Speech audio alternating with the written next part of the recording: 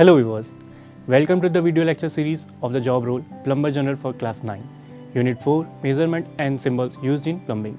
In this video, you will learn about plumbing symbols and their uses in the plumbing system.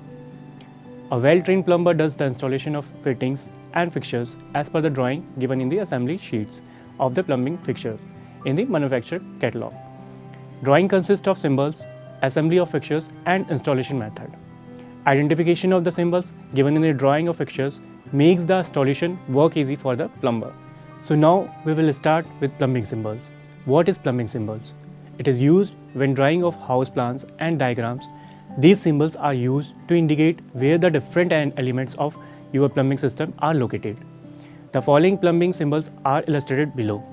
45-degree elbow, 90-degree elbow, straight T, reducing T, sanitary T, P trap, gate wall, shower head, sink, bathtub, shower stall, pipe, joint flanged, screwed, bell and spigot, outlet turned up, outlet turned down, reducing or enlarging fitting, reducer concentric, union screwed, flanged,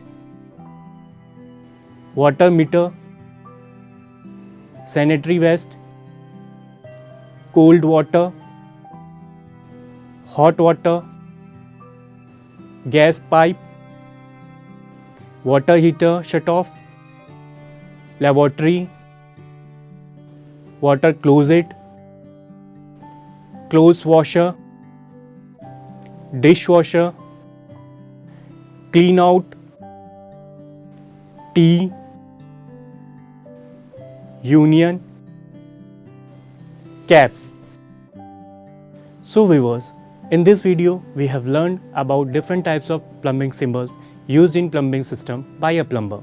That's all for this video. Till then, keep watching and enjoy learning. Thank you.